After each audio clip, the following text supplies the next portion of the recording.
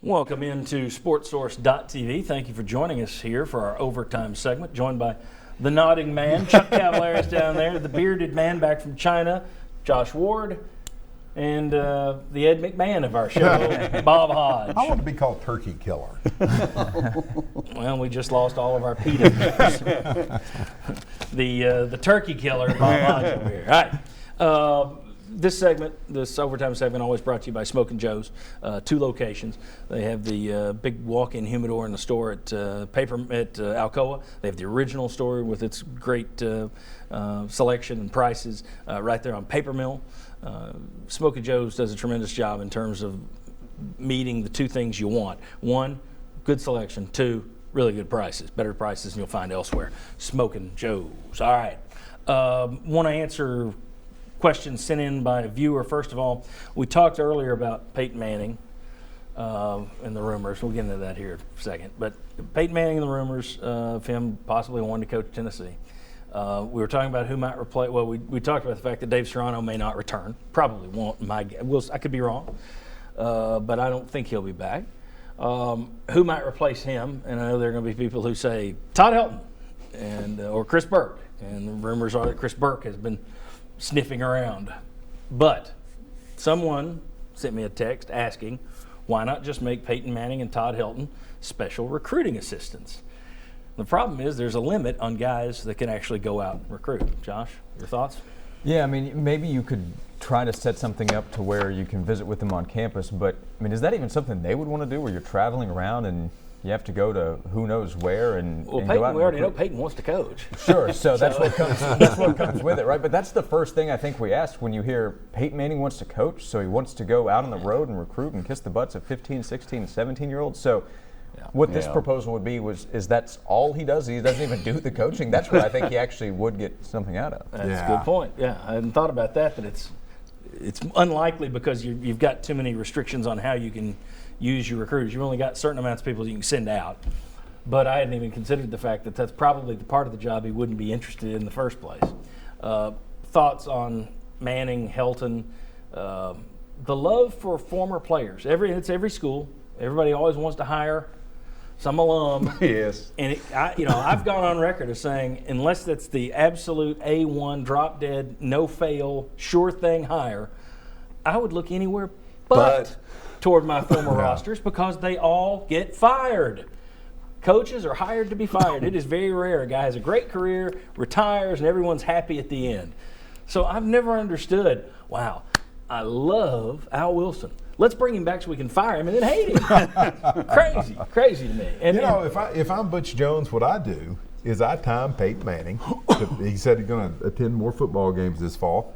Time your big recruiting days to the days when he's on campus to watch your football games. Sure. That way you get the maximum benefit. Yeah. You probably don't put him in a bad situation where you're always calling him in and doing these things. I always come back with Peyton Manning, and I don't know about Todd Helton, but I come back with the man is worth so much money. Yes. Do you want to have fun and enjoy your life after you've been so successful as him? Or, like you said, do I want to drive around and be up in Sneedville, no offense to people in Sneedville, recruiting a kid to come play football? And I just don't see that. Dealing with those parents it's not just the kid you're dealing with. You'll be dealing with the parents. You said he'd start. I just don't see that as being part of his making. Yeah, he's also connected. Talking about the finances, he's connected to so many companies as a spokesman. Is all of that going to continue if he has the responsibility of working 70, 80 hours a week as a coach? I mean, the professional ranks will allow that to continue on. Being a head coach of a college program, there will be some restrictions on that.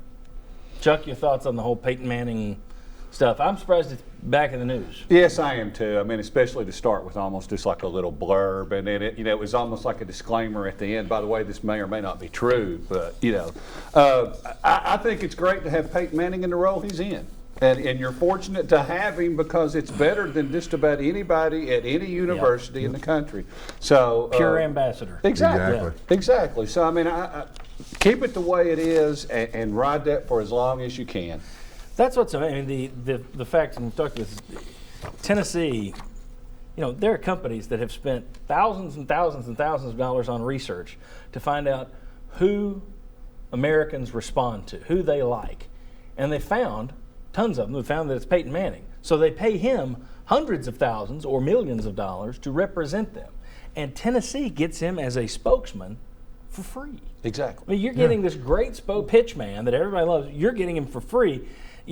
I've said this before. You would be better off to where you don't have any split with him down the road. You'd be better off if he takes a job in television, which I still think he may.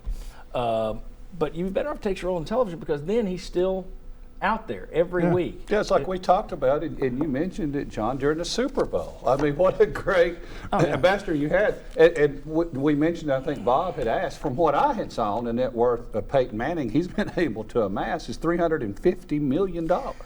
Which, and then you look at how much money Todd Helton has made in baseball, where the contracts are even more insane. You look at those guys, and it's different than it was. And I don't know that most people get this, but there's some people who don't do the math on it and realize that as of 25 years ago, you played football, played basketball, you still need to get a job after you retire. Sell refrigerators, and Yeah, you came back, you did something else. Now, these guys, they've made so much obscene money that unless they really are just bored to death or they're super in love with the idea of coaching, they don't need to get out and work anymore. The general rule, I think, is Peyton is going to invest in being an NFL owner or have some kind of ownership and personnel kind of decision making with an NFL team. I agree. I was just going to comment on the money, and I don't think Coach DeVoe would mind bringing it up. When he first came to the University of Tennessee, the exact dollars. Oh, I won't. But when he first came to the University of Tennessee, he was not making that much more money than my dad. Yeah, that's how things have changed in that era. And that's the reason I just don't see how many former players who have had great careers, long careers, big money careers, do you see running to get back into coaching? I just don't think it's that many over the past 10 years. Not in the recent years. And I still don't know the benefit of risking damaging the current setup you have with Peyton Manning. I don't think I can't think of a former player to a university who's more valuable in the ambassador role than Peyton Manning with the University of Tennessee. And then you look at guys, I mean, everyone here was fired up about Chuck Smith returning.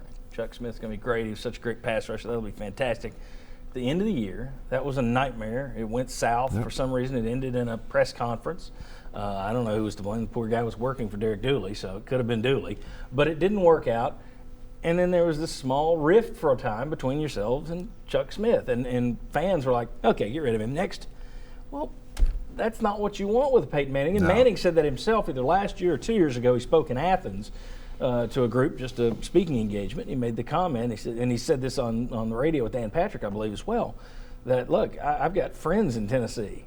As soon as I take a coaching job, cut that in half. Exactly. Cut that in half.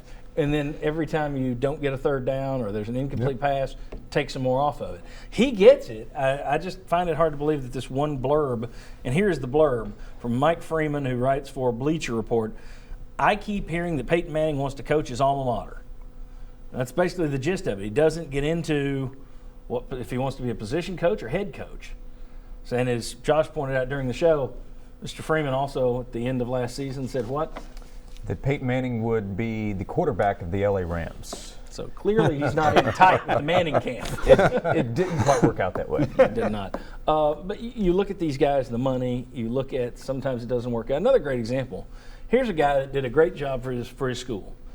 He took over, nobody else wanted the job. He took over when they were absolutely getting hammered by NCAA penalties. People who always say, well, they never hit the big schools.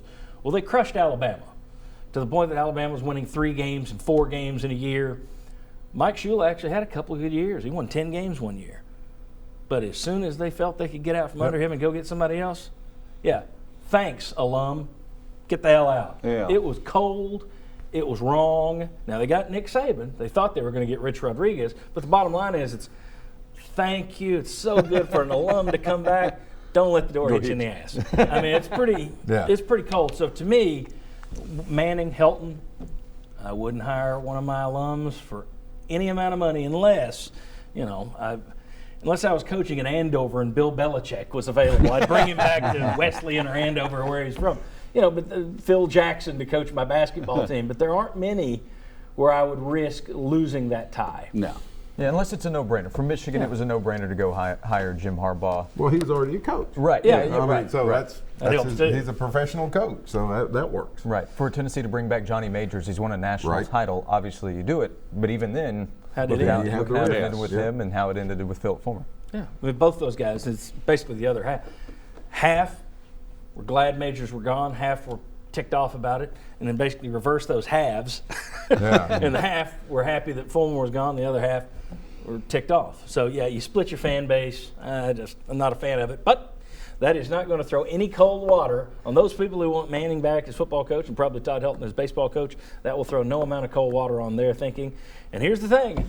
Not only are you turkey killer, I hope you're crow killer, because if Peyton Manning coaches at Tennessee, if he becomes head coach of Tennessee, after I've said no way, no how, I will have you bring me some baked crow, and we will devour it on the show. I believe it's a dish best we can all served cold, have it. John. Yeah. But, if I'm going to eat crow, I ain't eating it cold. All right. Thank you very much for watching today. Catch us next Sunday, 11 a.m.